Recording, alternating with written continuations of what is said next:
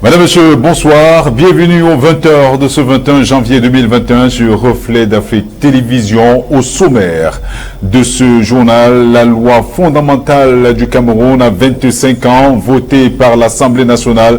Elle a été promulguée par le président de la République, Paul Biya, le 18 janvier 1996. Notre rédaction s'est saisie du prétexte de la célébration des noces d'argent pour jeter un regard panoramique sur les avancées et les reculades enregistrées au Cameroun en 25 ans.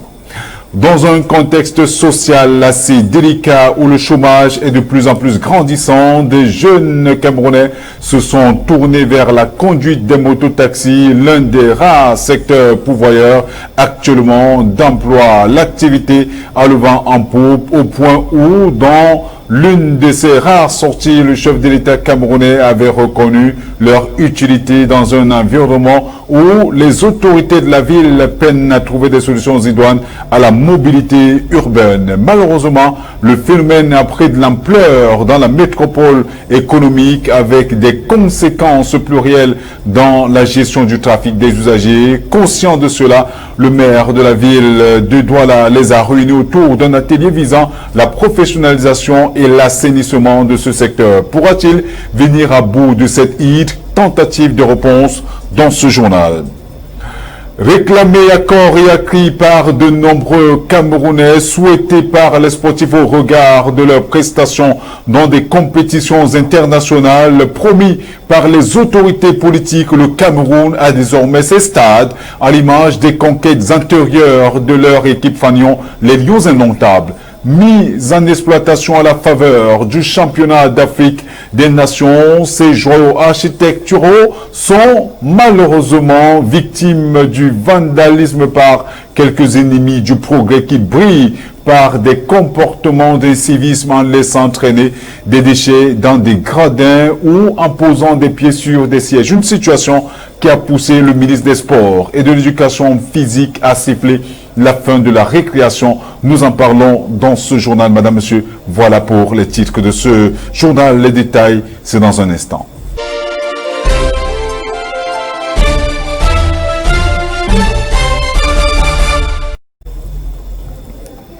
Bonsoir une fois de plus, 18 janvier 1996, 18 janvier 2021, des noces d'argent pour la Constitution camerounaise votée par l'Assemblée nationale et promulguée par le président de la République, Paul Biya, le 18 janvier 1996. La Constitution du Cameroun a permis en 25 ans à la société camerounaise de faire des avancées sur son processus de décentralisation. Carole Nokwa.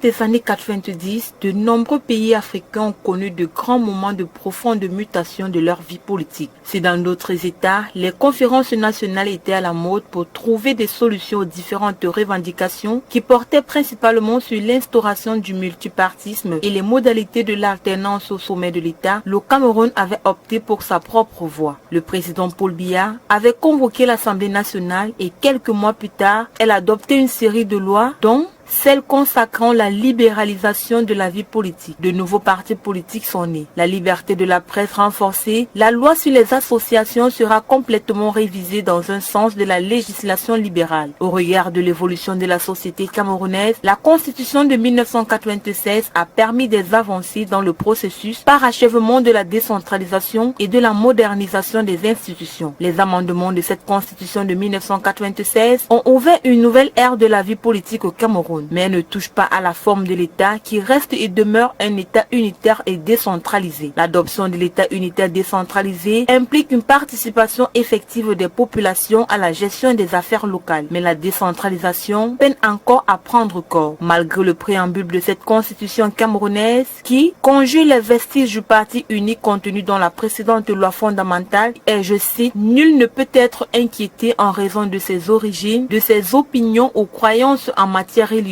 philosophique ou politique sous réserve du respect de l'ordre public et des bonnes mœurs et la liberté de communication, la liberté d'expression, la liberté de presse, la liberté de réunion, la liberté d'association, la liberté syndicale et le droit de grève sont garantis dans les conditions fixées par la loi. Cette mesure n'a pas toujours été respectée au regard de l'interdiction de nombreuses manifestations de certains partis politiques et du musulman de certains organes de presse. Les autres innovations de la Constitution Constitution de 1996 concerne l'article 14 qui établit le Sénat comme chambre haute du Parlement et l'article 6 qui étend la durée du mandat du président à 7 ans renouvelable une fois et qui place le président du Sénat comme un successeur du président. La décentralisation, vaguement évoquée dans la Constitution précédente, y occupe désormais une place de choix. Le titre 10 est consacré aux collectivités territoriales décentralisées et l'article 55, alinéa 1, précise qu'elles sont constituées de régions et communes. Le Conseil constitutionnel, qui est l'organe régulateur du fonctionnement des institutions et qui garantit la constitutionnalité des lois, voit le jour. Bien que l'année 2020 ait été le parachèvement tardif des institutions prévues dans la Constitution du 18 janvier 1996, avec la mise en place tardive des conseils régionaux, il faut souligner qu'en 25 ans d'existence, l'application de cette Constitution de 1996 a été faite à pas de tortue. La mise en place du Sénat et du Conseil constitutionnel consacre d'une manière la démocratie camerounaise.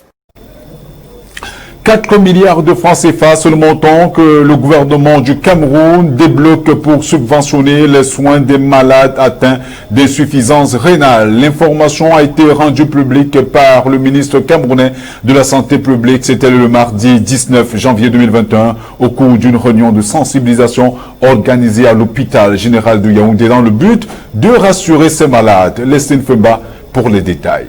Les malades souffrant d'insuffisance rénale au Cameroun continuent de crier leur ras-le-bol. Après ceux de Douala, de Yaoundé, de Bamenda, le mercredi 13 janvier dernier, les malades de Maroua ont fait éruption dans le seul centre d'hémodialyse de la ville, logé dans les bâtiments de l'hôpital régional de Maroua, pour exiger la réouverture de ce centre qui souffre d'une carence en matériel pour leur prise en charge. Si depuis la survenue de la Covid-19, le ministre de la Santé publique, le Dr Manaouda Malachi, a concentré ses énergies sur la lutte contre cette pandémie, les multiples greffes enregistrées par les malades souffrant d'insuffisance rénale a poussé ce dernier à tenir une réunion le mardi 19 janvier 2021 à l'hôpital général de Yaoundé. Pendant cette réunion, le ministre a rassuré les malades sur le fait que le gouvernement continue de penser à eux. La preuve, chaque année, une subvention de 4 milliards de francs CFA est mise à leur disposition pour un meilleur suivi. Il a également reconnu que la prise en charge des patients d'hémodialyse a été plombée par l'insuffisance en qualité et en quantité des kits, la dégradation du matériel, le mauvais fonctionnement de la salle d'eau, l'absence d'une banque de sang au sein de l'hôpital général, la cherté de la prise en charge malgré la subvention de l'État et la non prise en charge du volet transplantation dans le traitement de l'insuffisance rénale chronique. À la fin des échanges, le ministre de la Santé publique a promis la mise à disposition dans les brefs délais, soit au mois de mars 2021, d'une soixantaine de nouveaux appareils pour l'hôpital général et la descente sur le terrain d'une équipe de techniciens afin d'examiner la faisabilité de la construction d'un forage au sein de l'hôpital dans les prochains jours. En attendant la matérialisation des promesses du docteur Manaouda Malachi, l'épineuse problématique de la prise en charge des patients souffrant d'insuffisance rénale continue de demeurer. Comme nous l'annoncions précédemment, l'Ordre national des pharmaciens du Cameroun a pu se donner un nouveau bureau au bout de plusieurs années de tergiversation. Le docteur Frank Nana vient d'être porté par ses pairs à la tête de cette corporation à l'issue de l'Assemblée générale extraordinaire et élective qui aura duré 27 heures d'horloge du côté de Yaoundé. Qui sont ceux qui constituent le nouveau bureau et quelles sont leurs missions? Liliane Fogem nous en dit plus. Dr Frank Nana, 46 ans, est le 10e président national de l'Ordre des pharmaciens du Cameroun. Il a été élu par ses pairs au terme de 2 jours de travaux intenses. Une assemblée présidée par le secrétaire général du ministère camerounais de la Santé publique, le professeur Louis-Richard Ndjok. Il remplace à ce poste le professeur Prosper Yak, arrivé à la fin de son mandat en 2018. Durant son mandat de 3 ans, le nouveau président sera accompagné de son vice-président, le docteur Issara Majoda, du secrétaire général, le docteur Thomas Lapnet, et de la trésorière, le docteur Hélène Somme. Dans son allocution, le professeur Louis-Richard Ndjok a donné quelques recommandations au nouveau bureau, à l'instar de la mise en œuvre de la couverture santé universelle dès le premier trimestre de cette année 2021. Il a aussi rappelé les efforts fournis par la tutelle pour aplanir les différends et favoriser la tenue de cette assemblée inscrite dans une dynamique de construction. Le secrétaire général du ministère de la Santé publique a précisé à l'endroit d'une assistance jugée de plus en plus jeune que l'Ordre des pharmaciens est une instance professionnelle qui devrait se caractériser par 2 notions essentielles, l'éthique et la déontologie. Selon le vice-président Issa Hamadjoda, dans son intervention sur les antennes de la radio publique camerounaise lundi dernier, le processus électoral a été interrompu depuis plus de 2 ans car les confrères n'arrivaient plus à en s'entendre. Cette fois-ci, grâce au ministre de la Santé publique qui est leur tutelle, les différentes parties en conflit ont finalement accordé leur violon pour l'organisation de l'Assemblée générale élective. Ces derniers ont manifesté une forte volonté de ressortir du palais des congrès qu'une fois le bureau des conseils élu. Par ailleurs, le président élu a placé cette élection sous le signe de réconciliation du rassemblement de tous les pharmaciens, mais aussi de la santé des populations. Il a martelé que les pharmaciens ont pour mission de participer à l'éducation pharmaceutique et sanitaire, à la lutte contre la vente illicite des médicaments et l'exercice illégal de la pharmacie au Cameroun. Peut-on dire que le remède a été trouvé aux grandes plaies du secteur médical? Reste plus qu'à l'espérer. Il faut néanmoins noter que sur près de 2000 membres de l'ordre répartis dans les 10 régions du pays, plus de 900 sont à jour et ont participé au scrutin de l'élection du nouveau bureau, pour lequel 9 candidatures ont été reçues au poste de président. D'après des chiffres du ministre du Commerce, Luc Magloire Baga à Tangana, le Cameroun a importé entre 2015 et 2018 372 milliards de francs CFA des produits pharmaceutiques. En dépit de cela, il convient de rappeler que le Cameroun n'échappe pas au commerce illicite des produits pharmaceutiques. Selon les mêmes sources, plus de 40% du marché des médicaments échapperait au circuit.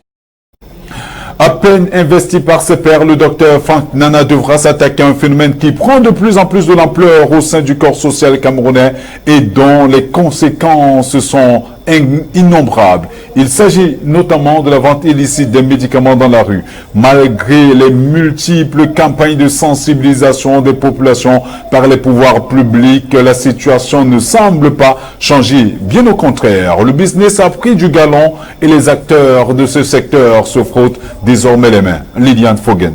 Ils sont exposés à divers intempéries, notamment la pluie, la chaleur ou encore la poussière. Ces médicaments destinés à soigner les citoyens sont conservés dans des conditions non conformes aux normes prescrites par les fabricants. Ceux-ci, qui sont vendus illégalement, provoquent des fois les maux gastriques, les allergies, compte tenu du non-professionnalisme des vendeurs. Ces derniers prescrivent sans toutefois identifier l'origine du mal. Au Cameroun en général et dans la capitale économique Douala en particulier, le mal a pris des proportions inquiétantes. Ce commerce a déjà gagné les rues et certains Camerounais ont trouvé une véritable activité génératrice de revenus. Parmi les médicaments contrefaits, les plus vendus sont les antipaludéens, les anti-inflammatoires, les analgésiques, les antibiotiques et les vitamines entre autres. Pourtant, les dangers encourus par les populations victimes de ce phénomène répréhensible sont évidents. Ces médicaments sont parfois pour la plupart des produits périmés et qui peuvent donc causer des allergies, des intoxications, l'insuffisance rénale, des hépatites, voire la mort. Une situation qui nécessite une attention particulière de la part des pouvoirs publics. En 2019, le ministre camerounais de la Santé publique, Manaouda Malachi, avait lancé une nouvelle campagne de lutte contre la vente des médicaments dans les rues de la capitale politique et dans les autres grandes villes du pays. Selon le patron de la santé camerounaise, le circuit illicite des médicaments représentait un peu plus de 25% de la vente des 10 médicaments sur le territoire national et 40% provenaient de la contrebande. Le chef de l'État camerounais avait également signé la loi numéro 90/035 du 10 août 1990 qui stipule que tout délit, étalage ou distribution de médicaments est interdit sur la voie publique, dans les foires et marchés, à toute personne, même titulaire du diplôme de pharmacie. Malgré ces restrictions, l'activité continue de s'accroître au pays. Une campagne de plus pour lutter contre ce phénomène grandissant dans le pays sera-t-elle plus efficace que les précédentes opérations déjà menées par le gouvernement camerounais? Difficile de le dire, surtout que les vendeurs des médicaments de rue ne sont pas véritablement inquiétés par les pouvoirs publics. Néanmoins, il reste un défi majeur pour le nouveau bureau de l'Ordre national des pharmaciens élu il y a quelques jours à Yaoundé pour un mandat de 3 ans. Selon l'Organisation mondiale de la santé, la question des médicaments de la rue est un problème de pauvres, parce que 50% de personnes en Afrique n'ont pas accès à la médication. Il faut rappeler que les médicaments de la rue provoquent chaque année la mort de plus de 100 000 personnes en Afrique.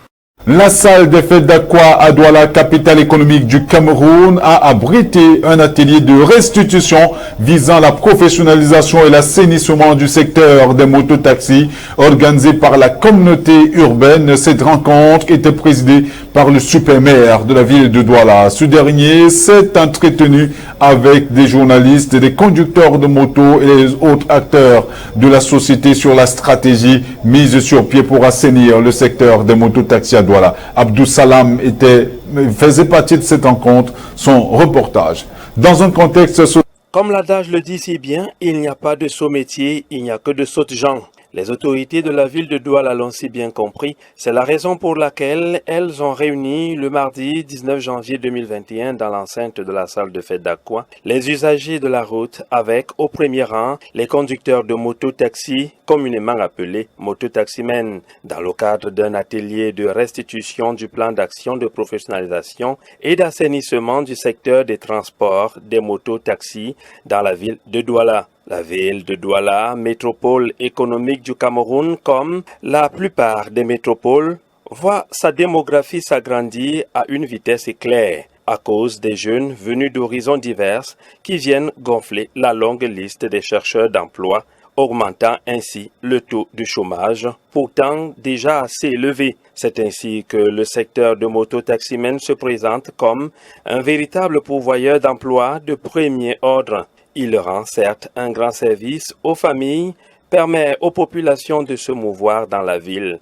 Mais au-delà de cette contribution non négligeable, des constats s'imposent. Nombreux d'entre eux ne possèdent pas de permis de conduire, encore moins d'assurance, carte grise et même des pièces personnelles. Le délégué départemental présent à cette rencontre, des commissaires de police et bien d'autres autorités se sont prêtés au jeu de questions-réponses des participants. L'un des leaders des moto-taximen est d'ailleurs revenu sur les raisons réelles de leur non-conformité. Déjà, il faut relever plusieurs pans. Nous avions des personnes qui arrivent, qui sortent de divers horizons et la mentalité n'a pas été toujours la même. Je vais vous prendre plusieurs cas. Nous avions des gens qui sortent de prison, ils arrivent, ils deviennent subitement conducteurs de moto. Nous avions des gens qui perdent leur emploi, ils deviennent conducteurs de moto-taxi. Donc en fait, ils retrouvent autant de personnes qui se trouvent dans notre secteur d'activité qui posent un problème de compréhension. Il est question aujourd'hui de mettre l'accent sur la formation, sur le civisme, parce qu'en fait nous avons un problème de civisme dans notre secteur d'activité. Il faut encadrer les gens, il faut centraliser les débats au niveau de notre organisation. Le moto-taxi doit respecter le centre interdit. Le moto-taxi, au-delà du savoir conduire, doit apprendre à respecter le passager et les usagers qu'on voit partout dans la ville de Douala. Donc c'est un problème de mentalité qu'on retrouve dans notre secteur d'activité. Le nombre de motos dans la grande ville de Douala fait froid dans le dos. Ils avoisineraient les 70 000, a-t-on appris au cours de cette importante concertation. Mais seulement moins d'un tiers se conforme à la réglementation exigée. C'est au-delà de tous ces manquements que le super-maire de la ville de Douala s'est donné pour objectif principal l'amélioration des conditions de vie quotidienne des populations en matière de civisme urbain. La formation de ces conducteurs de moto, le désengorgement des carrefours par l'aménagement des aires de stationnement et bien d'autres commodités. Comptons continuer en mettant en place un plan de génération de la circulation de Douala, de manière à ce que seuls les mototaxis qui sont identifiés d'un peu pour conduire puissent avoir accès à certaines zones de la ville.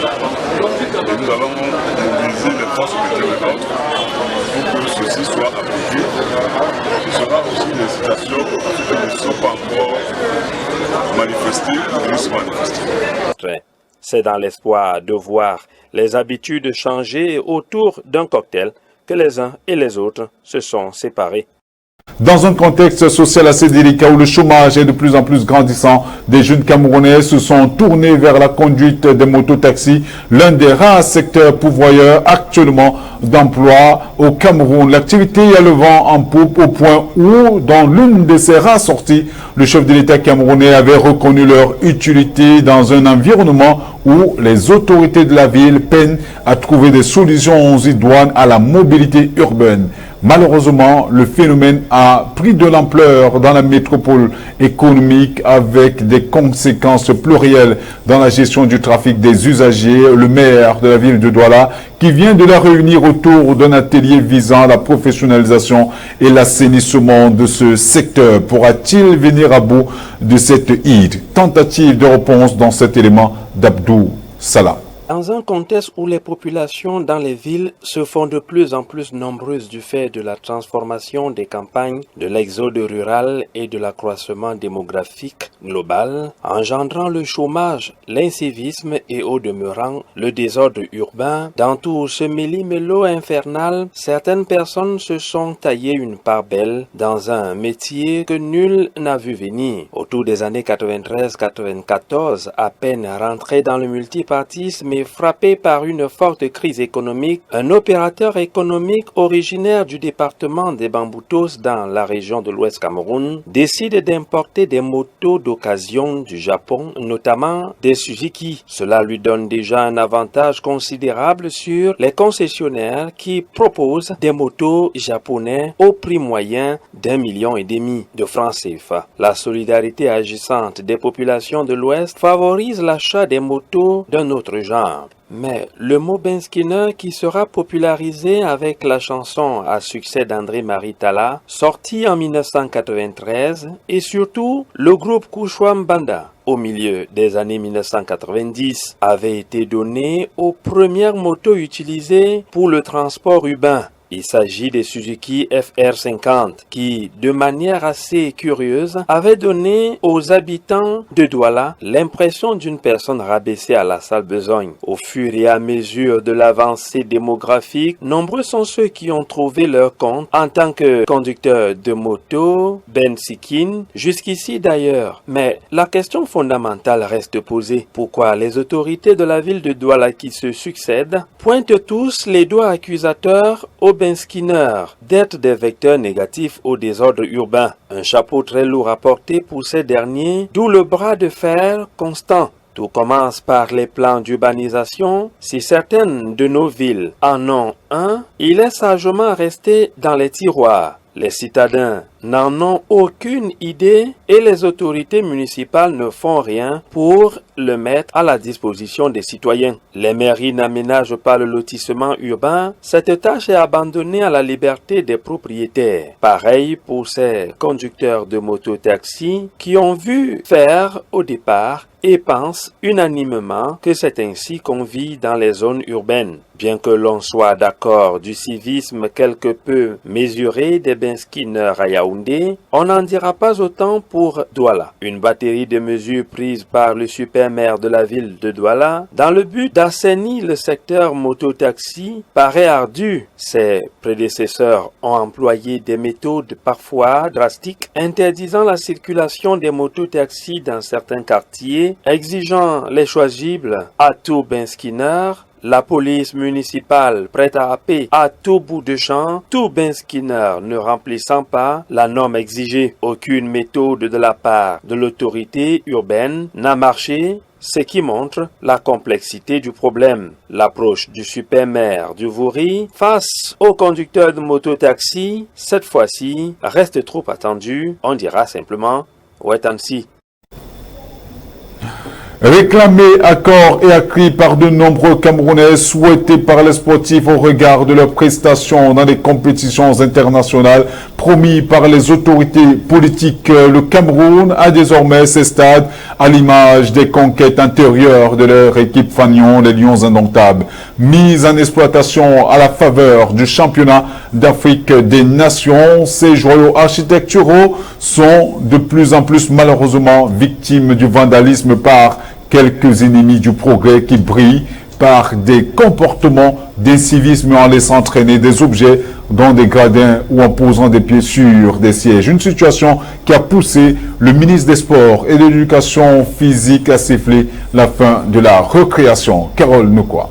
Ce sont des images honteuses qui font le tour des réseaux sociaux depuis dimanche soir. Le piétinement des sièges, la pose des pieds sur des accoudoirs et les dossiers, l'occupation anarchique des places et le dépôt des ordures sur des emplacements inappropriés sont autant de dérives relevées au stade de Japoma. Face à ces dérives longuement partagées sur les réseaux sociaux, le ministre des Sports et de l'Éducation physique et par ailleurs président du comité d'organisation de la Coupe d'Afrique des Nations, Narcisse Moelle-Combli siffle la fin de la récréation. Dans un communiqué signé le 18 janvier 2021, le ministre des Sports a donné un carton rouge à ces spectateurs qui font preuve d'incivisme dans les stades. Compte tenu de leur attitude à l'issue du match opposant la Libye au Niger, le ministre des Sports et de l'Éducation physique a rappelé à l'ensemble des spectateurs la nécessité de sauvegarder la qualité, l'intégrité et la propreté des infrastructures sportives qui constituent de belles et prestigieuses réalisations du président de la République, son Excellence Paul Biya, en faveur de la jeunesse camerounaise. Par la même occasion, il a interpellé les volontaires et les stadiers commis aux tâches de surveillance et de maintien de la discipline au sein des stades afin qu'ils soient davantage vigilants, attentifs et rigoureux en la matière à l'occasion des prochaines rencontres du championnat d'Afrique des Nations. Il a par ailleurs rappelé à tous l'impérieuse nécessité de respecter les mesures barrières contre la Covid-19, notamment le port du masque et la distanciation physique. Le ministre des Sports et de l'Éducation physique,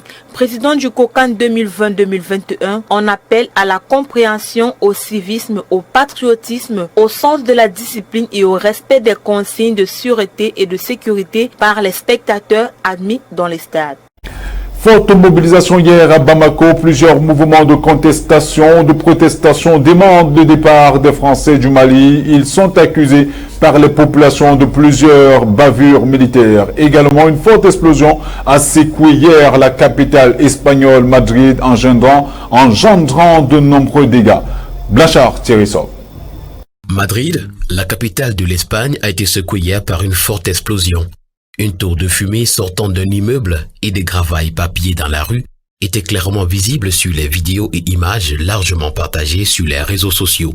La chaîne publique espagnole TVE a déclaré que l'explosion avait eu lieu dans un bâtiment près d'une maison de retraite. Hier mercredi également, au Mali, l'armée a dispersé dans la capitale Bamako un nouveau rassemblement du collectif Yerewolo debout sur les remparts qui appelait au départ de la force française Barkhane.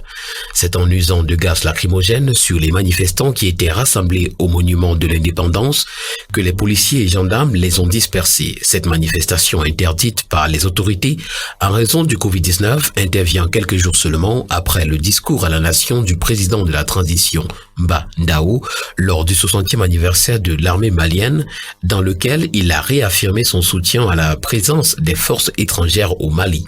Plusieurs voix s'élèvent donc pour réclamer le départ de la force française Barkhane, accusée de bavure militaire par plusieurs. Pour attiser la colère de plusieurs mouvements de protestation, le drame non encore élucidé survenu il y a quelques semaines dans le village de Bounty où plus d'une centaine de personnes ont perdu la vie. Le démocrate Joe Biden est officiellement devenu le 46e président des États-Unis. C'était hier, mercredi 20 janvier 2021. Ce dernier et sa vice-présidente Kamala Harris ont prêté serment au Capitole en présence des ex-présidents Barack Obama, George W. Bush et Bill Clinton. Donald Trump, président sortant de la Maison-Blanche, n'a pas assisté à la cérémonie d'investiture. Une première depuis 150 ans dans l'histoire américaine. Carole Nekwa nous en dit plus. Un président s'en va, un autre arrive. Joe Biden, âgé de 78 ans, a été investi comme étant le 46e président des États-Unis lors d'une cérémonie assez particulière marquée par la pandémie de Covid-19. En raison du contexte sanitaire, il n'y avait pas de public sur le mall devant le Capitole où le président Joe Biden a prêté serment. Kamala Harris, 56 ans, a prêté serment quelques minutes avant Joe Biden. Elle est la première femme vice-présidente du pays, mais aussi la première noire et personne d'origine indienne à occuper cette fonction. Seuls les ex-présidents Barack Obama, George W. Bush, Bill Clinton ont pu y accéder et dans les tribunes des parlementaires, y compris certains fidèles alliés de Donald Trump. Les millions d'Américains ont été invités à célébrer l'événement depuis chez eux au rythme de plusieurs temps forts retransmis sur les chaînes télévisées. La chanteuse Lady Gaga, comme elle l'avait fait en 2016 lors du Super Bowl, a interprété l'hymne national sur les marches du Capitole face à un parterre de photographes. La superstar Jennifer Lopez a effectué une prestation musicale pour accueillir Joe Biden. Le nouveau président américain se veut rassembleur. C'est pourquoi au cours de son discours, il a déclaré, je cite, « Nous pouvons nous traiter les uns les autres avec dignité, respect, nous traiter comme voisins plutôt que comme adversaires, arrêter de crier et de hurler pour faire redescendre la température. Nous avons beaucoup à faire, beaucoup à réparer, à construire, à soigner », a-t-il martelé. Peu de personnes dans notre histoire ont eu à faire face à des temps aussi troublés. Joe Biden a également promis de vaincre le suprémacisme blanc et le terrorisme intérieur.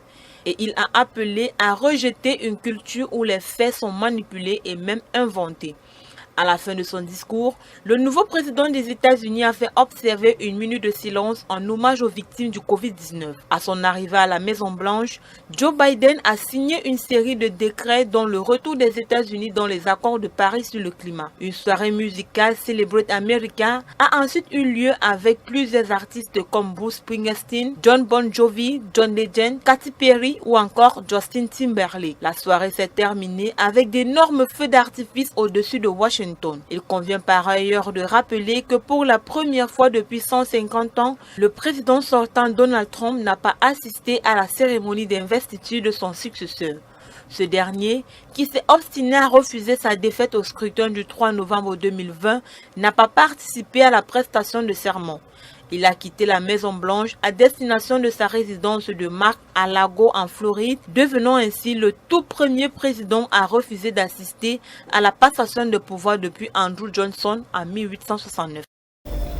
Championnat d'Afrique des Nations de football, la compétition se poursuit avec la deuxième journée qui a débuté hier 20 janvier 2021 avec le match Cameroun-Mali soldé sur un score de parité d'un but partout après une première journée marquée par la belle entrée en lice de la Guinée-Conakry dans la poule D.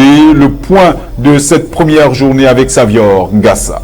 La première journée du CHAN a été clôturée avec le groupe D, basé dans la poule de Limbé dans le sud-ouest du Cameroun. En ouverture dans le groupe, la Zambie, grâce à des buts de Chaboula à la 81e et Sikombe à la 64e, ont suffi pour venir à bout de la Tanzanie. Score de la partie 2-0. Le second match de la journée entre la Guinée et la Namibie s'est soldé sur le score de 3-0 en faveur du Sili national. Grâce à ces 3 buts, la Guinée-Conakry s'illustre comme la meilleure attaque du tournoi avec 3 réalisations, suivies de la Zambie. Plus de peur que de mal pour le Maroc. L'équipe du royaume chérifien a failli perdre son match d'ouverture sur tapis vert contre le Togo suite à une erreur administrative avec le joueur Reda Jahadi, sociétaire du FUS de Rabat, titularisé d'entrée de jeu par le sélectionneur Hossein Amouta. Reda Jahadi ne devait pas prendre part à la rencontre, n'étant pas qualifié par la Confédération africaine de football. Fouad Zenati, directeur des équipes nationales à la Fédération marocaine de football, n'a pas envoyé une copie du passeport du 10 joueurs à la CAF pour le qualifier pour le CHAN.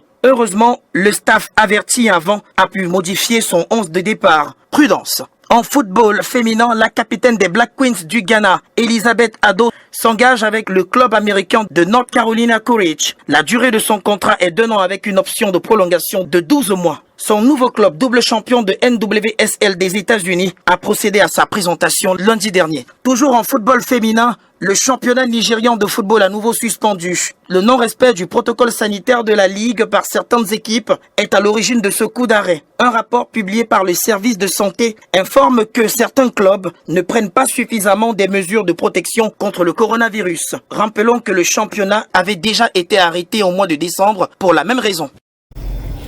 Soulignons que la deuxième journée qui a connu la sortie des Lions indomptables se poursuit jusqu'au 23 janvier prochain. Nous faisons le point du CHAN 2020 au Cameroun avec Savior Ngassa, une fois de plus.